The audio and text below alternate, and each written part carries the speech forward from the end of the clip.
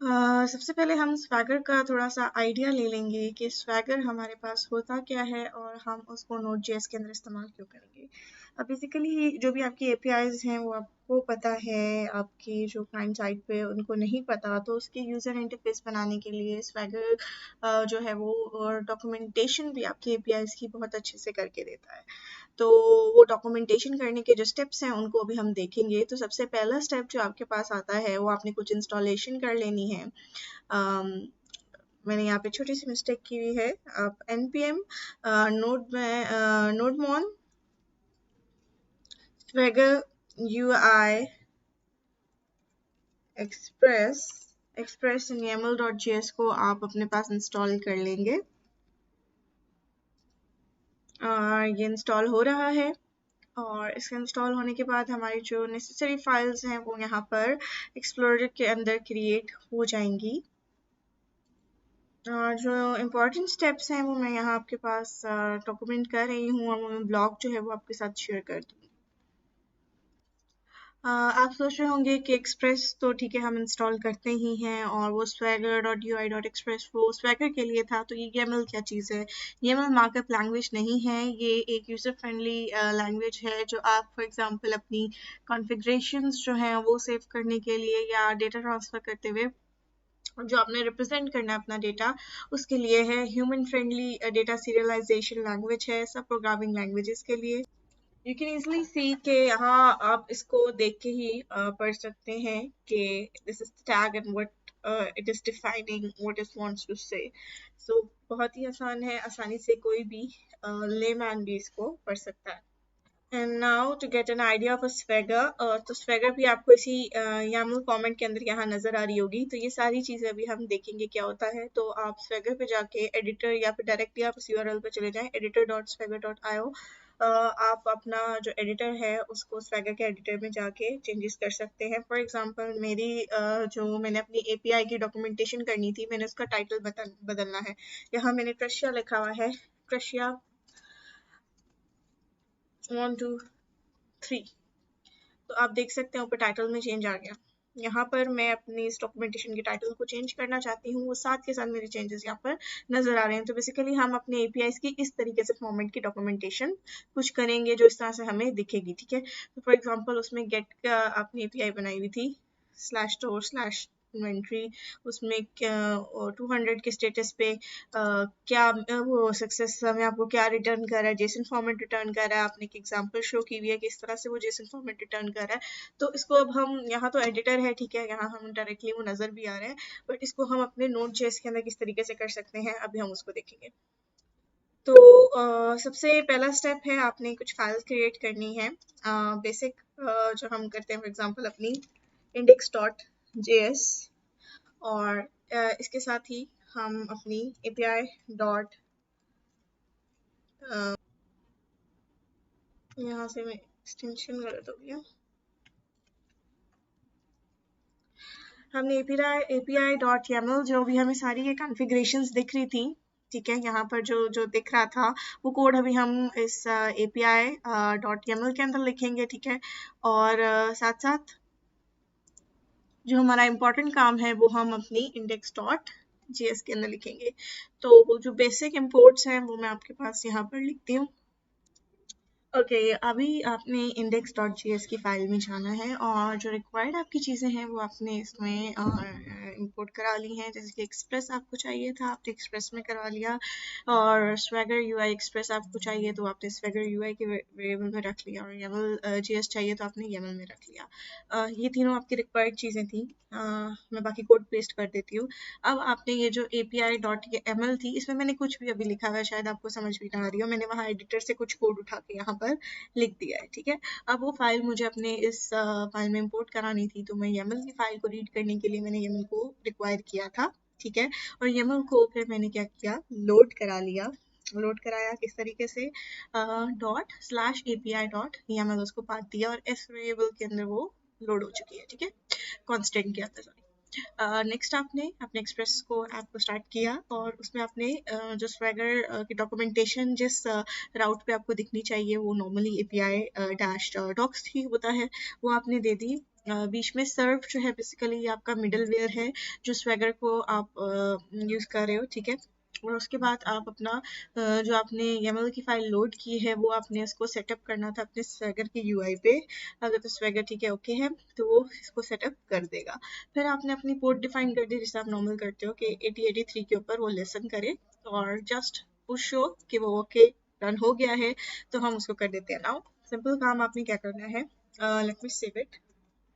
और आपने कहाँ जाना है, note, okay, you have to write index.js और हम इसको चला देंगे। ओके स्टेटस आ गया और मैं यहाँ पर जाकर इसको रीलोड करती हूँ तो आप देख सकते हैं कि ये मुझे उसने मेरा टाइटल और कुछ उसकी डिस्क्रिप्शन थी स्वैगर की सिमिलर टू द वन जो मैंने अभी आपको पहले दिखाई थी एडिटर के अंदर, वैसे ही कुछ शो करा रहा है क्योंकि मेरे एडिटर से ही कोड लेके दिया है, उसकी स्टाइलिंग है उसी फॉर्मेट में हमें ये डॉक्यूमेंटेशन दिखाएगा ना। एक इम्पॉर्टेंट थिंग कि आप जो भी एपीआई के अंदर फॉर एग्जांपल वहाँ तो फॉरन में चेंज करी थी, मैंने यहाँ रशिया किया है और मैं इसको सेव करती हूँ, मैं वहाँ जाकर चलाकर sorry, मैं वहाँ जाके इसको no, चलाकर देखते हैं तो वो यहाँ पर इसको अपडेट नहीं कर रहा, ठीक है। इवन मैंने नोडमोन इस्तेमाल किया है, उसने इसको अपडेट नहीं किया, तो उसके लिए आपको थोड़ा सा चेंज करना पड़ेगा। तो फर्स्ट चीज़ आपने क्या करनी है, नोडमोन डॉट जेसॉन की आपने एक फाइल बना लेनी है, ठीक है। और उसके अंदर आपने अपनी जो सपोर्टेड एक्सटेंशंस हैं आप उसमें देखेंगे कि वो सिर्फ आपके पास जेएस जेसन वगैरह ही सपोर्ट कर रहा था। आपने उसमें अपनी YAML जो है उसको भी जो है वो सपोर्ट देनी है, okay. So next thing, okay, आपने इसको भी डबल कोट में लिखना है और यहाँ सबके साथ dot dot dot and dot must लिखना है। अगेन मैंने सबको गलती से डबल कोट्स में लिख दिया है, दैट्स व्हाई मैं कॉपी करके आपको दिखा रही थी ताकि ये जो टाइम वेस्ट होता है वो नहीं हो जाता। Now let's save it, okay. और अब हम अपने नोडमोन को रीस्टार्ट करते हैं, तो लेट्स सी कि क्या वो उसको अपडेट करता है। ओके कर रहा है but there is a bit of problem. तो बेसिकली ये एरर इसलिए आया था क्योंकि मैंने यहाँ पर चेंजेस किए थे। मैंने यहाँ स्वेगर इंट्रोड्यूस किया था, ओपन एपीआई आप यूज़ करें, ठीक है। और अब आपका ये चल देना चाहिए, यस इट्स वर्किंग, ठीक है। क्योंकि हम यहाँ ओपन एपीआई 3.0 की स्पेसिफिकेशंस लिख रहे हैं और फर्दर आपने जो भी डिस्क्रिप्शन देनी है वो यहाँ पर आपके पास आ रही है। तो अब इन थोड़े से टैग्स को समझने की कोशिश करते हैं। बट आपको एक चीज़ है कि अब आप नोडमोन मतलब आपने एक दफ़ा चला लिया है और दोबारा से आप जैसे ही इसको भी सेव करेंगे तो डॉट YAML की फाइल भी जस्ट बिकॉज आपने यहाँ उसकी फाइल इंक्लूड करा दी है अब वो भी चलेगी, ठीक है। तो ये काम आप कर लीजिएगा ताकि आपको आसानी हो जाए। अभी आपने एक स्वैगर और ओपन एपीआई दोनों का नाम देखा था, तो मैं आपसे ब्लॉग का भी शेयर कर दूंगी लिंक। तो बेसिकली ओपन एपीआई आपके पास वो स्टैंडर्ड है और स्वैगर जो है वो जस्ट एक टूल है जो स्टैंडर्ड के को फर्दर आप समझो सपोर्ट करता है। Set of tools build around the open API specification. और ओपन एपीआई को जो है वो आपकी कम्युनिटी ही चला रही, जो मतलब आप इकट्ठे मिलकर सब कर रहे हो, बल्कि स्वैगर जो है वो एक कंपनी की प्रॉपर्टी है, ठीक है। बेसिकली स्मार्ट पेयर सॉफ्टवेयर एक प्राइवेट हेल्थ कंपनी है, वो इसको चला रही है, ठीक है, मेंटेन कर रही है। और ओपन एपीआई ऑब्वियसली ज़्यादा फ्लेक्सिबल है आपके स्वैगर से ज़्यादा, बट क्योंकि इसके पास बेस क्योंकि ओपन एपीआई पे करती है स्वैगर, तो ऑब्वियसली आपके पास टूलिंग सपोर्ट भी ओपन एपीआई के अंदर ज़्यादा है। और स्वैगर जो है वो बेसिकली इस्तेमाल होता है, बट अगर वो बेस जो है आपको ज़्यादा अच्छे से पता है तो आप उसको बेहतर इस्तेमाल कर सकते हैं। So let's start. तो वो सबसे पहले आपने अपने ओपन एपीआई की वर्जन 3.03 दे दी और फिर आप डिफाइन करना चाहते हैं अपनी एपीआई डॉक्यूमेंट को। तो सबसे पहली चीज़ क्या आपके पास आती है, उसका टाइटल, वो आपने यहाँ पर मैंने लिख दिया है। For example I right it like Russia, ठीक है। and I'll save it. and next thing आपके यहाँ ओके का स्टेटस आ गया है, ठीक है। और क्योंकि मैंने .yarn फाइल ऐड करी थी, ये AML फाइल भी मेरी अपडेट हो जाएगी। और डिस्क्राइब कर रही हूँ मैं इसको शॉर्ट करके लिख देती हूँ। This is a sample pet stove. So इतना काम अभी हमारा जो है वो वर्किंग में होना चाहिए। हम वहाँ जाकर देखते हैं, हम इसको लोड करके देखते हैं, लोडिंग। और यहाँ पर उसने वो चीज़ें जो हमने उसको कहा था इसने अपडेट करके हमें दे दी। ओके ये मेरे पास है, आसानी से आपको एडिटर पे साइमल्टेनियसली जो मैं चेंजेस करूंगी यहाँ पे नजर आते जाएंगे। तो थोड़ी सी एक्स्ट्रा चीज़ें मैं यहाँ से हटा देती हूँ ताकि वो आपको आराम से नजर आता रहे। मैंने यूजफुल लिंक्स वगैरह आप चाहें तो उसको अपने इसमें डाल सकते हैं। मुझे ज़रूरत नहीं थी तो मैंने यहाँ से ये जो भी कंटेंट है जस्ट आपको क्लियर करने के लिए मैं इसको शॉर्ट करके यहाँ तक लेके जा रही हूँ, ठीक है। तो यहाँ आप देख सकते हैं कि उसके बाद आपको आपकी टर्म ऑफ सर्विसेज यहाँ पर दिख रही हैं। आपने उसका पाथ आके उसको बता दिया, अपना कॉन्टैक्ट में आपने उसको ईमेल बता दिया, कॉन्टैक्ट द डेवलपर। जैसे ही आप इस पर क्लिक करेंगे वो आपको बता देगा ईमेल, वहाँ आपने जो अपनी ईमेल दिया वहाँ पे आपको ईमेल कर देगा। जो आपका लाइसेंस है, आपका Apache 2.0 का लाइसेंस है, वो आपने यहाँ पे दे दिया, वर्जन दे दी, ठीक है। इसके अलावा अगर कोई आपकी एक्सटर्नल डॉक्यूमेंट है तो आपने जो यहाँ टाइटल लिखा है आप यहाँ पर लिख देंगे about Swagger, और उसके अंदर जो भी आप यहाँ उसको पाथ देंगे वो उस पाथ पे आपको ले जाएगा जब आप Swagger के बारे में जानना चाहते हैं, जो भी आपकी एक्सटर्नल डॉक्यूमेंट्स है। नेक्स्ट आपके पास जो आपका सर्वर है, फॉर एग्जांपल आपका लोकल होस्ट है, तो यहाँ पर आप उसको लिख देंगे लोकल होस्ट, जो भी आपकी पोर्ट है, फॉर एग्जांपल 8080 83 स्पेलिंग मिस्टेक। और जो आपका एक्चुअल पाथ है वो भी आप यहाँ पर दे सकते हैं अपने सर्वर का, दोनों आपको यहाँ पर शो हो जाएंगे, ठीक है।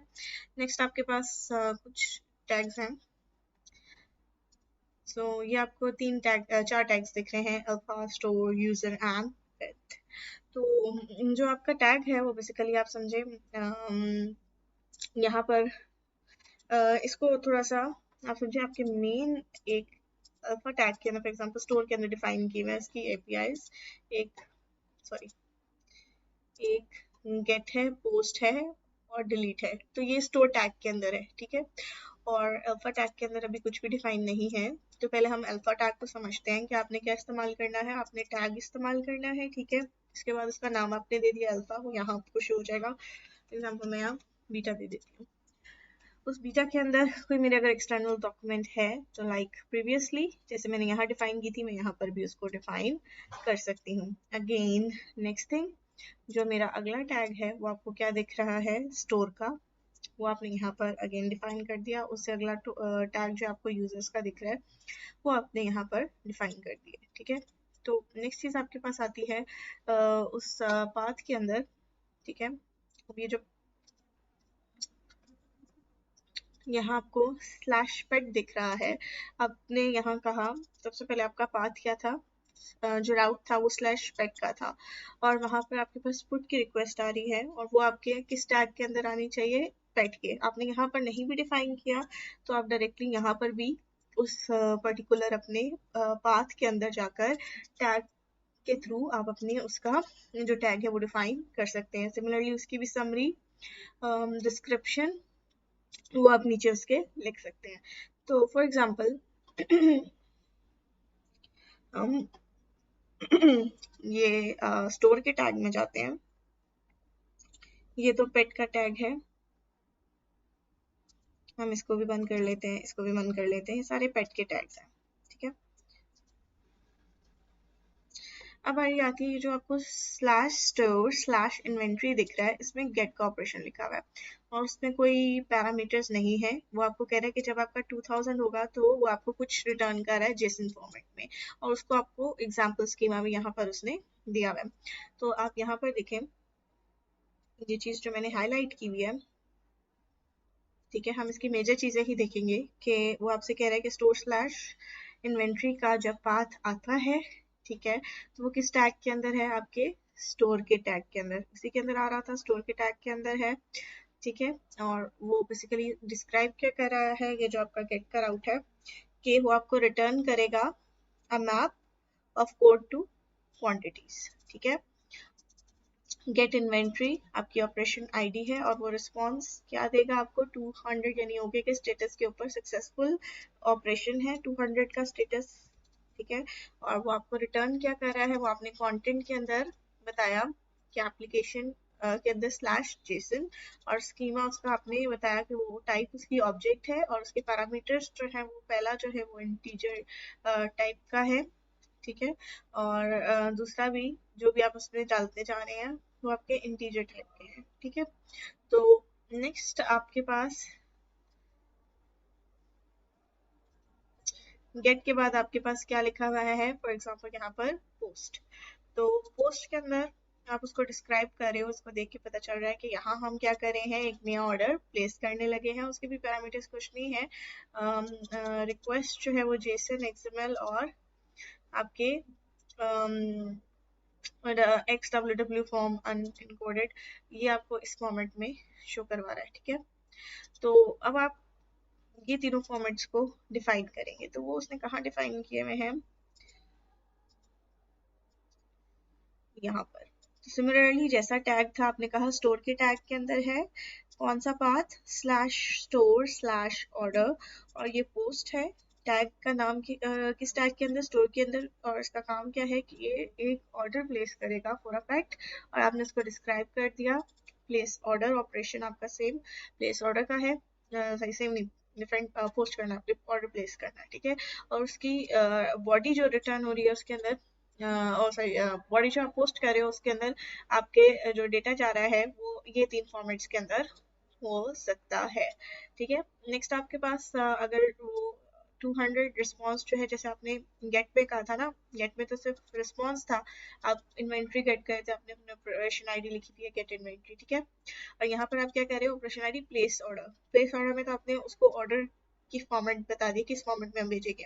अब जो नेक्स्ट चीज है वो रिस्पॉन्स है, हो सकता है कि ऑर्डर सक्सेसफुली प्लेस हो जाए, इसको शॉर्ट कर लेते हैं, ठीक है। इस फॉर्मेट के अंदर ये आपका ऑर्डर जा रहा है, ठीक है। तो आपने कहा कि अगर तो सक्सेसफुली हो जाता है तो आपने डिस्क्राइब कैसे करना है उसको, डिस्क्रिप्शन में लिख दिया सक्सेसफुल ऑपरेशन और उसका कंटेंट क्या है, जेसन फॉर्मेट में आपने दिखाना है अपने जो भी आपने पोस्ट किया है, ठीक है।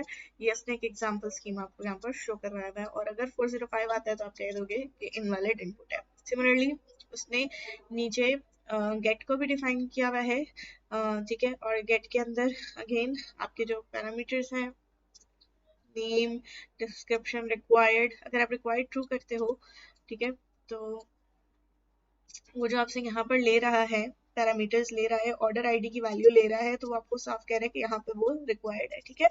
और फॉर्मेट उसका इंटीजर 64 आपने दे दिया है और इसके बाद आप उसको रिस्पॉन्स अगेन तीन रिस्पॉन्सेज यहाँ पर आप दे रहे हो कि 200 है तो क्या करे सक्सेसफुल ऑपरेशन और इन दो फॉर्मेट्स के अंदर वो आपको आपकी आउटपुट वापस आपको गेट कर दे रहा है, ठीक है।